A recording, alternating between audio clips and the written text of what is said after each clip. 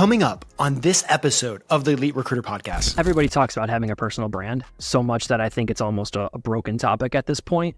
But individuals do business with people they trust, and they do business with people that they respect. And if you are a ghost on social media, your prospects and your candidates are going to see that, and they're going to instantly lose trust.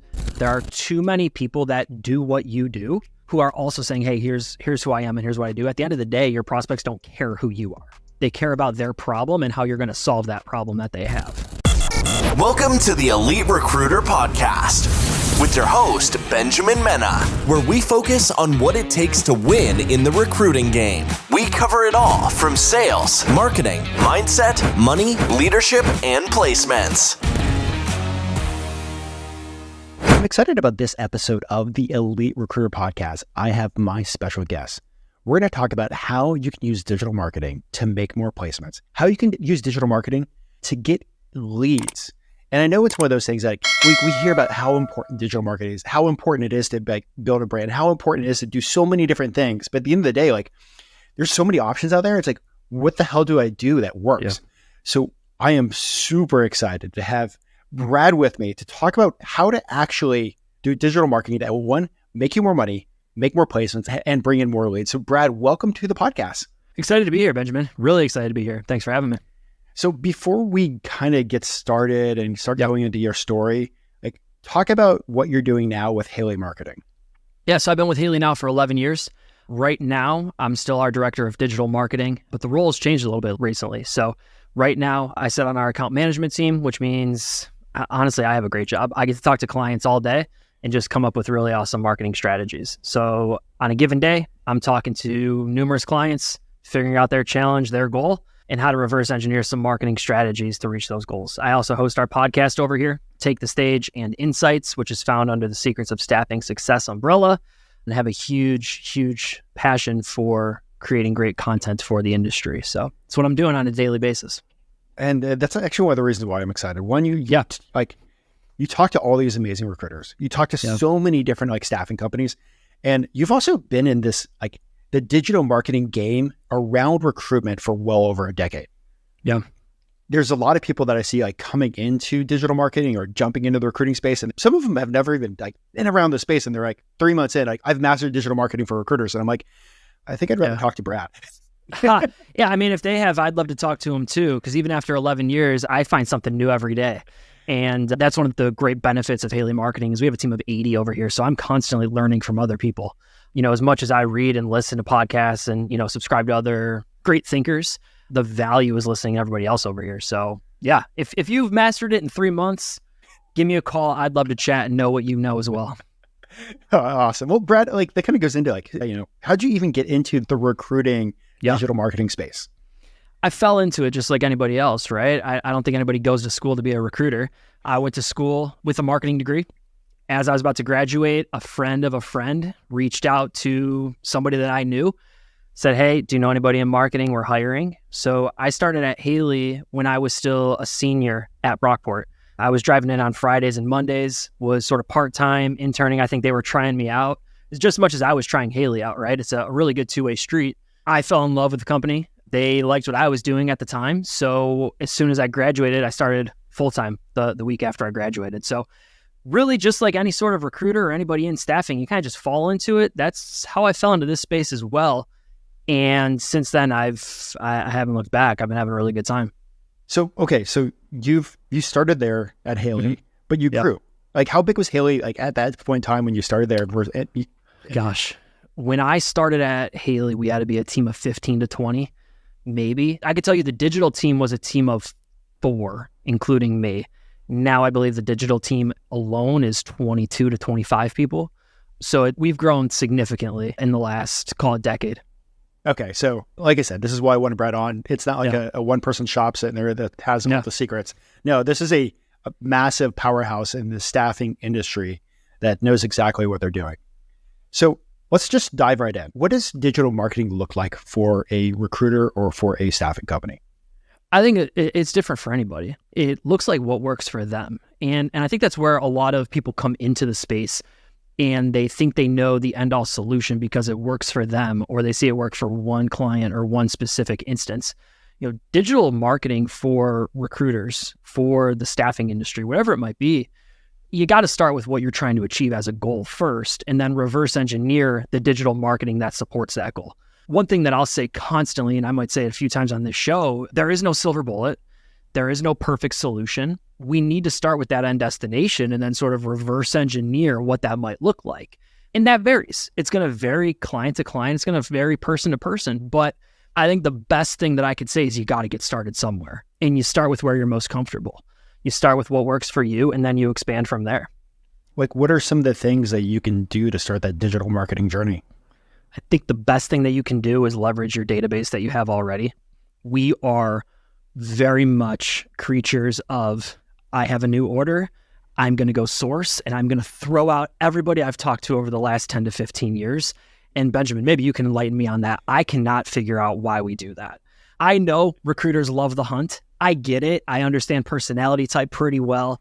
I get it. New order comes in, let's go find that person.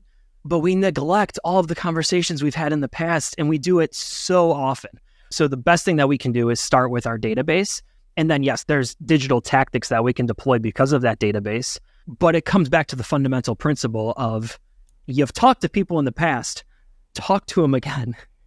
I think maybe some of that is just, you always want to figure out, many times, I know when I first got started recruiting, it was, if you were on the job board in the past 2 days, you were actively looking versus me going back and looking at these conversations and the crappy notes that I took. Right. Exactly right. No, I get it. But, that database is so personal to you, and it has so many great individuals in it, whether it's candidates or if we talk prospect side of things. We need to leverage that database. We absolutely need to go back to it. Is that one of the things that when you guys are sitting there coaching clients, is one of the first things you say is just what about that database you have? It's usually mine. Yeah, it's usually mine. So if I'm coaching a client, I want to figure out what they're already doing. So, to sort of back it up, I want to know where the pain really is, right? So if you're saying, well, I can't get orders or I can't get applications or whatever it might be, well, why? Where is the actual pain? And that's sort of just like a medical analogy, right? If you have lower leg pain, it could really be because your hips are tight. It could be because your lower back's tight. It shows itself somewhere else. So when I'm talking to a client or a prospect or whoever it might be, and they say, well, this is the perceived pain, I want to think about where it really is. And then from there, okay, well, what are we currently doing? What are we missing out on? 9 times out of 10, it's going to start with that database for me. Okay, so let's pick a pain. We're going to pick the pain of not getting enough job orders to work on for this episode. So we figured out that's what hurts. Okay. What do we go about doing to rectify? Yeah. We're seeing Dr. Brad now. Yeah. So let's workshop that, right? So you're not getting enough orders. How many orders do you need to be successful this year? What's that number look like to you? Is it 100? Or do you just need one more order this year to make it a great year? So I would first ask, okay, well, what does that look like to you? How many orders do we need? And you might say, Brad, I need 5. Okay, great. So 5 is our number. Current clients, what are you doing to diversify the orders that you have from current clients? Are you going deeper in those organizations, right? So they know that you can place digital marketing professionals in their organization. Do they also know that you can place accountants or clerical reps or whatever it might be? Are you going deeper with the current relationships you already have? One way to drive more orders. Outside of that, what are you doing to prospect? How are you getting new orders from people who don't know you? And maybe back up for a second, in my mind, there are 3 buckets of people that you can get orders from. There's current clients, you do more business with them. There's people you've worked with in the past, go back to them and get more orders from the people you've worked with in the past. And there's people who have no idea who you are, and you go out and get new orders from those types of people. So we need to sort of break it down that way. And I know I kind of went on a tangent, it took you 2 different ways, but if our number, we first need to know the number, right? We all need more orders. We all do, right? And I've never talked to any recruiter who says, well, I'm comfortable. So we all need more, but how many more? What does that mean? And we need to actually put a number to it. I love that you said, go deeper in the relationships you have. Yeah. Because I think that's a thing that a lot of people don't do. Many of us grew up in such a transactional environment. Yes. That we're always chasing the next thing. So we go deeper in the relationships we have. Let's go back to the people that we've done business before. Because if you've been in recruiting for a while, you've placed people, you've hired for people. And what about the people that, and I really want to kind of focus on the people that don't have a clue who the heck you are. Yeah. How do you get in front of them, open up their doors, get those conversations going, get those relationships, and get those orders? It's first going to start with figuring out who those people might be, right? So what does that list look like? Are you super, super niche recruiter who only has maybe 20 prospects in the entire world? Or are there multiple people you can work with, right? Like, what does that list look like? Do you only recruit in Buffalo, New York? Because that list is different than if you're a nationwide recruiter. So find those targets. Once we find those targets, then we need to figure out how to open the door. And that right now is the biggest challenge that I hear every single day. It's, I can't get orders. I can't get past the gatekeeper. I can't get the second conversation. If I have the first conversation, they're already working with somebody. They're doing it themselves. Maybe they just, don't need us at this time. That's the biggest challenge. So for me, you need to figure out how to open that door and how to make that conversation start. And that's going to vary client to client. And I wish I could give you the perfect solution, but there are things that you can't do, right? So maybe we have, I'm going to say it, direct mail, right? We reach out to people via direct mail and we're getting in front of them that way. Maybe we're still emailing them. We're using social. We're connecting on LinkedIn. We're using paid ads. We have sort of this holistic ecosystem that is getting in front of them because we don't know where they're ultimately going to take action from, but we just want to stay in front of those targets everywhere they look. How many, I love that you guys have a total ecosystem. How many touch points is it now becoming to actually open up that conversation? I feel like I heard 17 in a recent report. I don't have that number offhand, but 17, 15 to 20 feels like a number to me that I've heard just from a recent marketing report. And I know a lot of recruiters, because I've been guilty of this previously. Yeah. You hear a no and you're done, or you don't hear back one or two times and you're done. What kind of system do you have to have in place to be able to consistently hit that, get up to that 15, 17 to 20 touch points? Yeah, it could be direct mail. It could be postcards. It could be letters. It could be a system where you're putting together a 15-step campaign, right? And this is very tactical, but maybe out of 15 steps, you have 5 or 6 letters that are getting sent in the mail. Maybe you have 1 or 2 LinkedIn emails. Maybe. I am starting to hate LinkedIn. We can talk about that in a second if you want, but maybe you have 1 to 2 LinkedIn emails. You know what it is? It's the people who don't know how to use it that are ruining it for everybody else. And it's becoming, InMail is a graveyard of just nonsense. But maybe we use InMail the right way. Maybe we're actually picking up the phone and we're being a recruiter and we're calling people, right? We're actually getting on the phone. I know, right? Maybe we do that. Maybe that's a step in the process. But Benjamin, what I'm getting at is it's not just consistently InMail, or email. It's a system of hitting people in different ways. And the analogy that I can give you is you might listen to the morning news one way. Maybe you check Twitter every morning. I might get on my morning commute and listen to the morning news. Somebody listening to this episode might read the morning paper.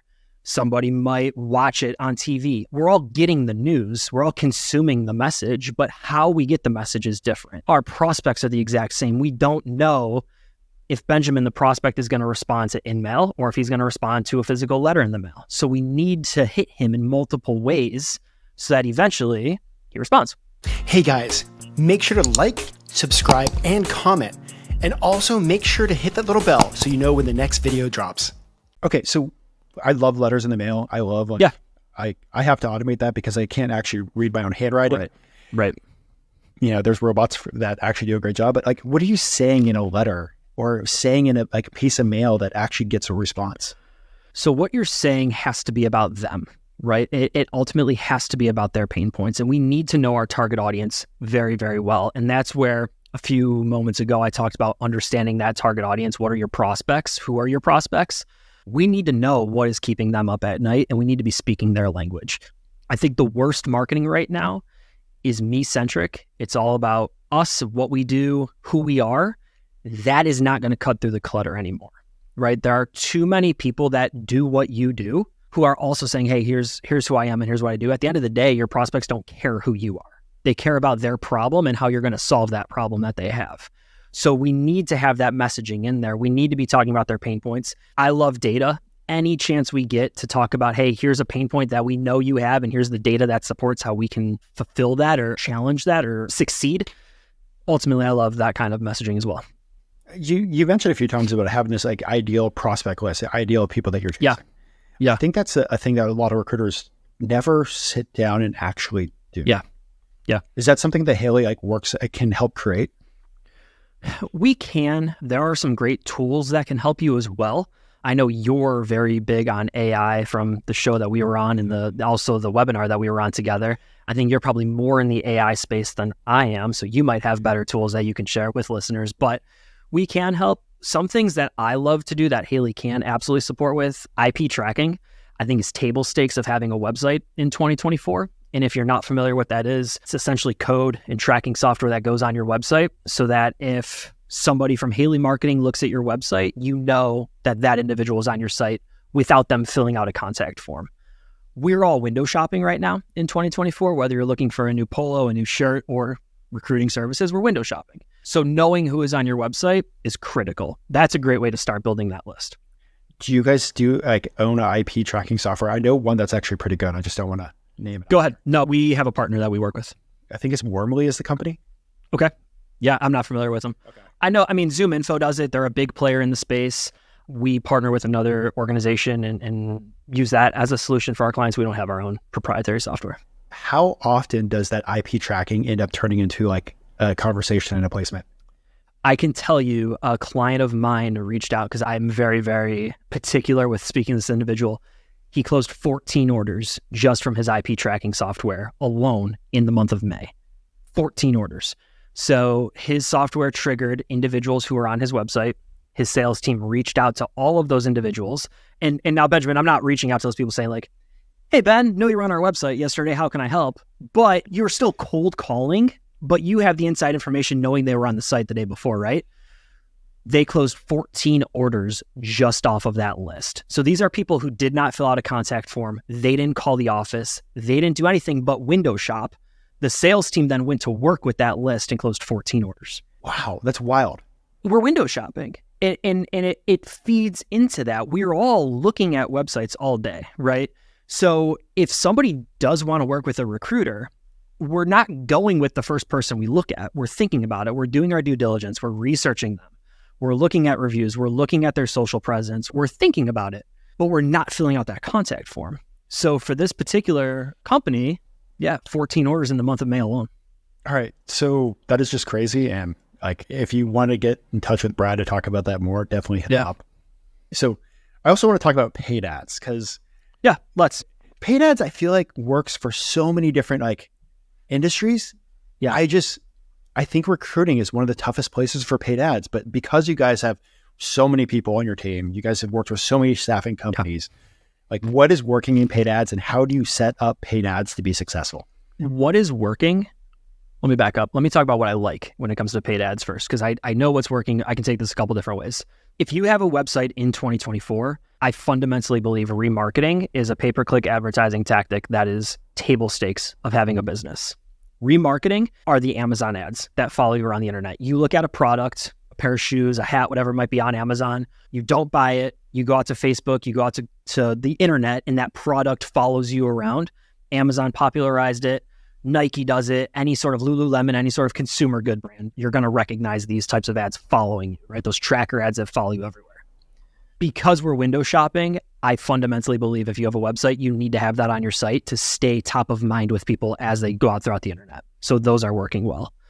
I also love any sort of ad. This is sort of a newer idea for me. It's not new to the space at all, but just something that I've been particular about. We all want to steal traffic from our competitors. So I think buying your competitor's keyword and showing up in position 0 is a fundamental PPC idea that you need to do. So, Benjamin's recruiting firm is a top competitor of mine. I'm going to buy that keyword so that anytime somebody searches for them, Brad's recruiting firm shows up first.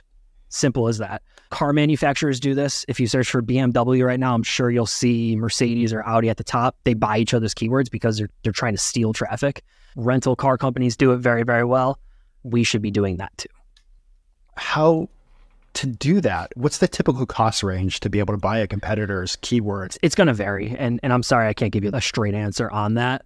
It's going to depend on where you're located, the size of your competitor, and ultimately the radius that you want that ad to show in. And the perfect analogy for you is anybody can buy a billboard in New York City, but for $5, it's going to show up on the back of a trash can down some alley that no one's going to see, right? If you want the billboard in Times Square, you're going to pay a heck of a lot more. And that's the same way that PPC ads work. So if you are in, Buffalo, New York, and you only recruit in Buffalo, New York, that ad cost is going to be very, very different than if you're in LA, but you're a national recruiter. It's just that advertising budget has to stretch farther, right? So the cost to get started, you can literally get started for like $10 a day and then scale from there, right? See what's working, see what's not. Alex Hormozy, who I really like, he has a book, $100 Million Leads. And his whole methodology is you sort of diversify all of your ad budget across multiple ads. You find the ones that are working, you kill the budget to the ones that aren't, you reinvest it in the ones that are. You run that for a while, find the ones that are still working, kill the budget and reinvest it. So you're just sort of compounding that onto the one that works. I love that methodology because you start big and then you refine. I get it that you guys get to set all this up, but for somebody just learning about digital ads for the recruiting space, like where's a good place to start learning about this? You go to HaleyMarketing.com. We have a ton of ebooks on it. We have a ton of content on it. Our podcast talks about it quite a bit. If you want to go outside Haley, I would just go to YouTube and type in literally how to get started with remarketing ads, how to get started with buying your competitor's keyword. Search. There's going to be hundreds of videos on it from some of, the top thinkers around the world. I would start there. Okay.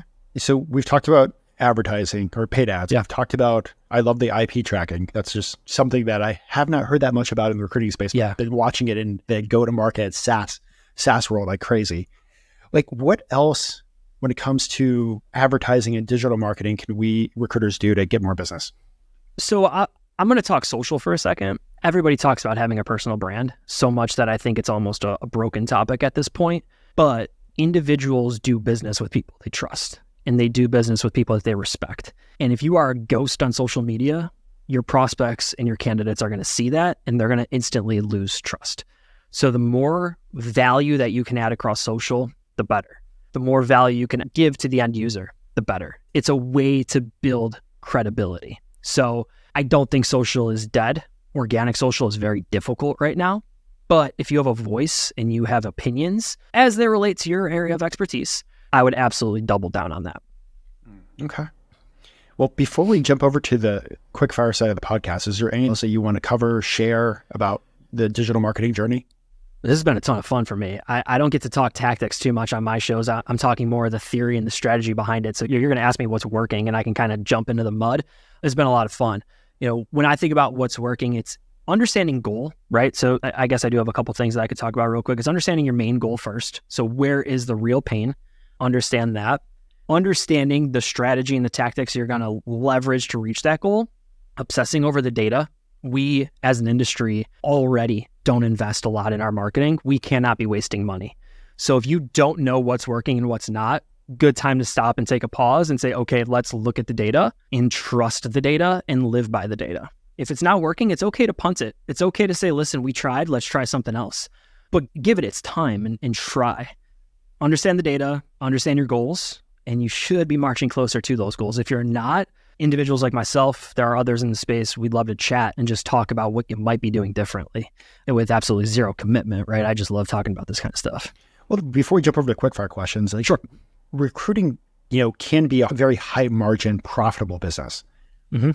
Like we're talking gigantic placement fees. We're talking about people on contract for months on end. Why don't recruiters and recruiting companies spend money in advertising? Can you answer that first? What do you think?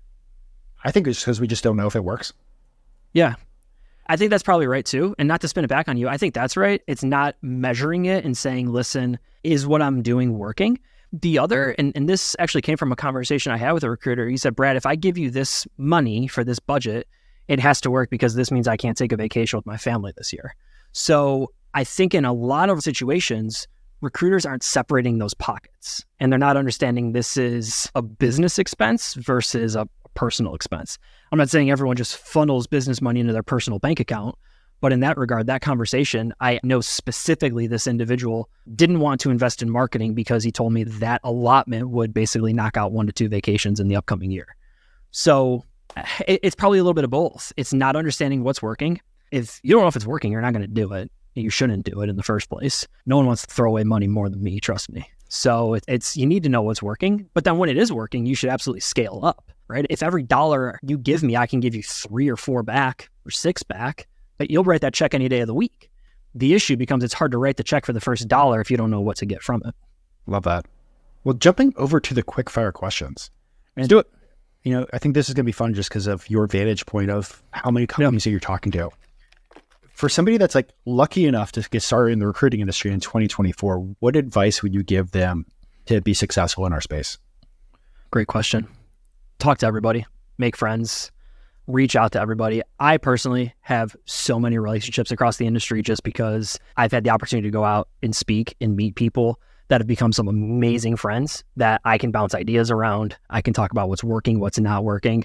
If you're just getting started in this space, lock in, make friends, reach out to everybody. People that are outside your niche, people that are in your niche, find somebody that you can trust and talk to them.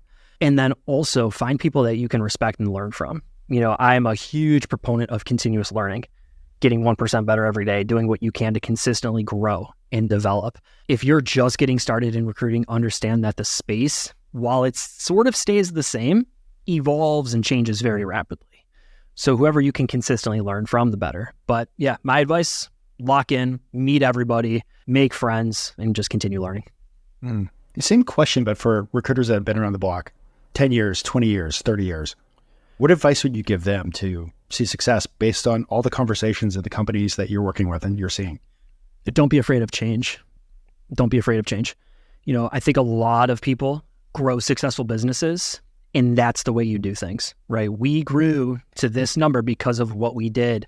The world changes, things change. You need to try new ideas, new strategies, new tactics, whatever it might be.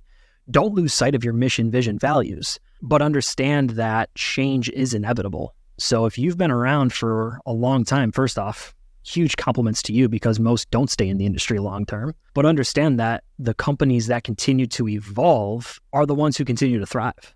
So what is separating those companies that are having that success versus the companies that are not or just staying steady? The Staffing Hub just put out a great report on the state of staffing that talks about that. We're not anywhere affiliated with them, but in my mind, outside of that report, I think the companies that grow are the ones who are open to change, are open to evolution, are open and not afraid of things like AI, are not afraid of things like automation, are not afraid of, am I going to lose my job tomorrow because of the robots? It's learning how to work alongside all of these things to make them, an advantage, a strategic advantage and a competitive advantage. And do you have we're talking about AI and robots and that kind of stuff. Do you have a favorite rec tech tool that you absolutely love? I use video quite a bit. So I think AI, the best tool is the one for your needs, right? And it's the best tool for the job, right? If you need a hammer, I'm not going to offer you a screwdriver. It's just, you need the best tool for the job. So right now I do 2 podcasts at Haley, a ton of video content, a ton of webinars. I break all of those up into bite-sized shareable videos using AI. So for me personally, day to day, I live by video. I love Opus, though I use video quite a bit more. Candidly, we have a subscription at Haley, so that's why I use it more. So it works really well for me. And then I love being in the weeds, so I use just good old ChatGPT. I know there are thousands of different tools that are built on top of it. I like to go right to the source just because it's fun for me. So that's what I do. Awesome. Has there been a book that's had a huge impact on your own personal success? Yeah, The Slight Edge is a fantastic book, all about getting 1% better every single day. It's a good story. My wife and I went out one day to meet some friends, and there was another, couple there. And I was just kind of talking to this guy about books, and he's like, Brad, I have a book that fundamentally changed my life. And anytime somebody's going to look you in the eyes and tell you something fundamentally changed their life, Benjamin, I bought it right there in the bar. That book I've given to the team. I've given it to so many people. I reread it every day. Or not every day. I can't read that fast, but I try to reread it every year. Outside of The Slight Edge, Think and Grow Rich by Napoleon Hill, I do read every year. Absolutely love that book. Yeah, 2 good ones. I could go on though. You've done a good job growing into a leadership position at Haley Marketing. What were some of the things that separated you or helped you get to that growth opportunity? Because you could have just easily stayed as an individual contributor, but what did you do different to grow in your career? Yeah, that's a really good question. I think it's just my nature, right? I want to grow and develop every single day. I'm happy where I am right now, but I'm always sort of looking at what the next challenge is, right? And it's interesting, personally, whether it's in the gym, whatever it might be, you hit a goal, you hit a PR. I personally struggle with, okay, let's celebrate this win. Let's enjoy this. It's always, okay, well, great, you did this. What's next? So I'm always thinking, okay, here's where I am, but where do I want to be, 3 years, 5 years?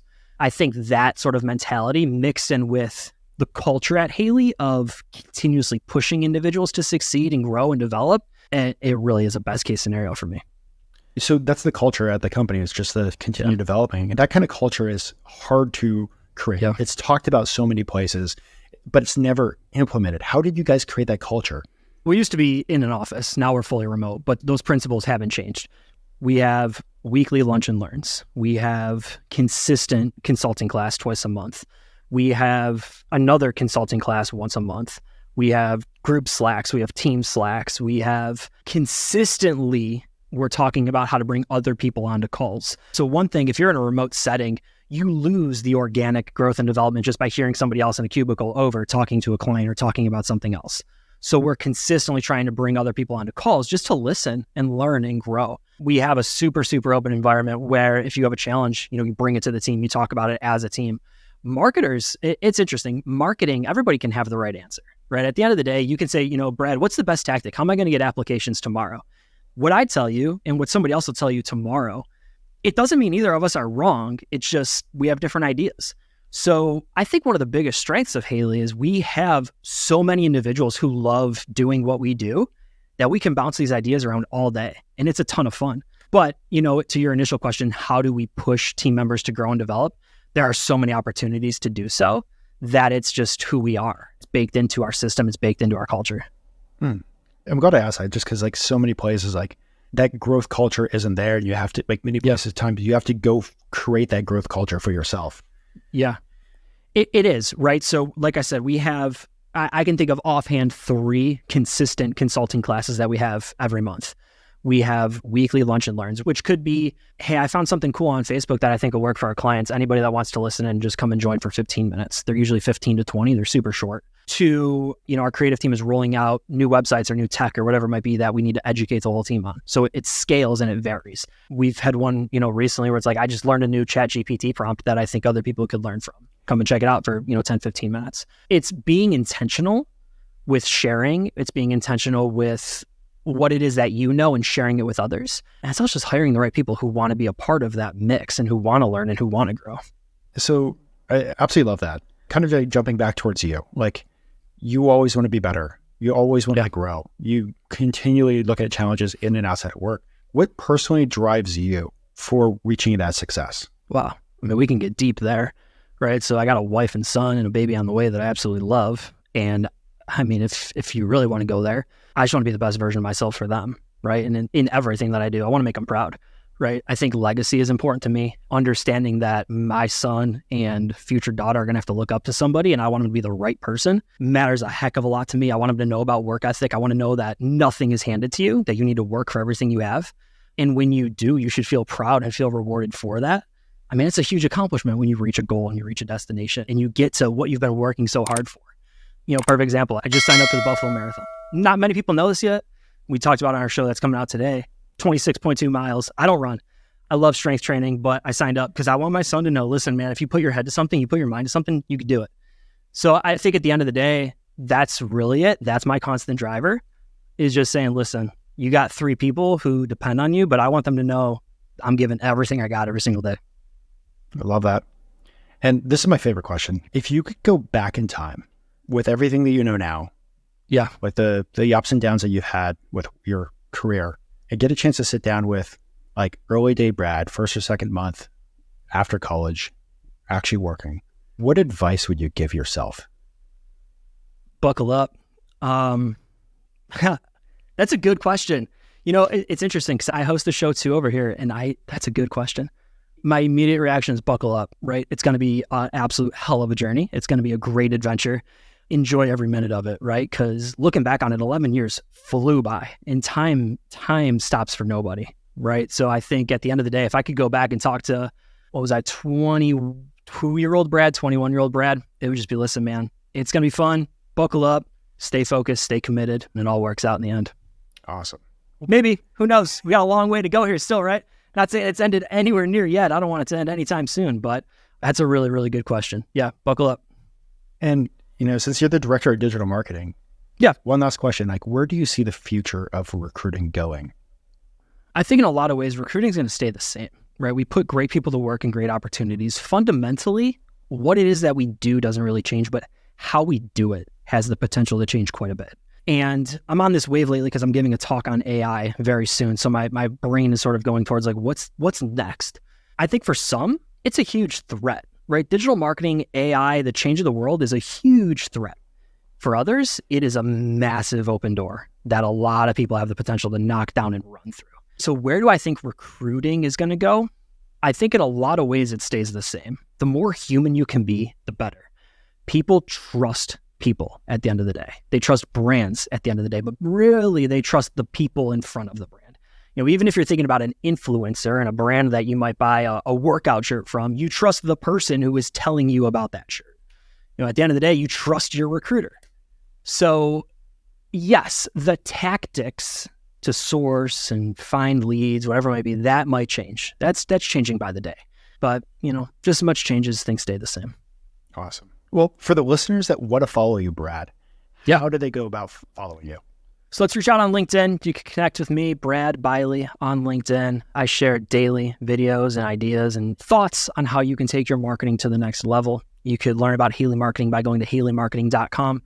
And I would love it if you subscribe to the Secrets of Staffing Success podcast, where we talk about, on one show, Take the Stage, is where I bring on conference caliber thought leaders to talk about what's working in their space. And then on Insights, we talk about what's working in digital and recruitment marketing. So 3 places that you can learn from me, but really, I would just love to connect on LinkedIn and say hi. Awesome. And for the listeners, if you click on the show notes, go down, I'll have the link to the podcast in there. Appreciate you. Well, Brad, before I let you go, and this has been awesome. Yeah, there's some things that I'm going to go implement that I'm super excited about. Is there anything else that you would love to share with the listeners? Just to thank you, man. I've had a really good time on this one. I have the opportunity to join quite a few shows. Really good questions. I appreciate you more than you know.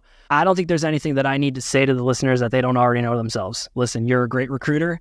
Go out and do it. Be a recruiter. Find the tools and the tactics and the ideas that can help you in your day-to-day. But at the end of the day, you know what you're doing. Just stick to what works. Maybe set a better goal. Maybe trust data a little bit more. And, there are tools and tactics to help you get there a little faster. But just stay on and keep on keeping on. Awesome. Well, super excited that you came on. Thank you for sharing so much, Brad. And for the listeners, I want you guys to keep crushing it.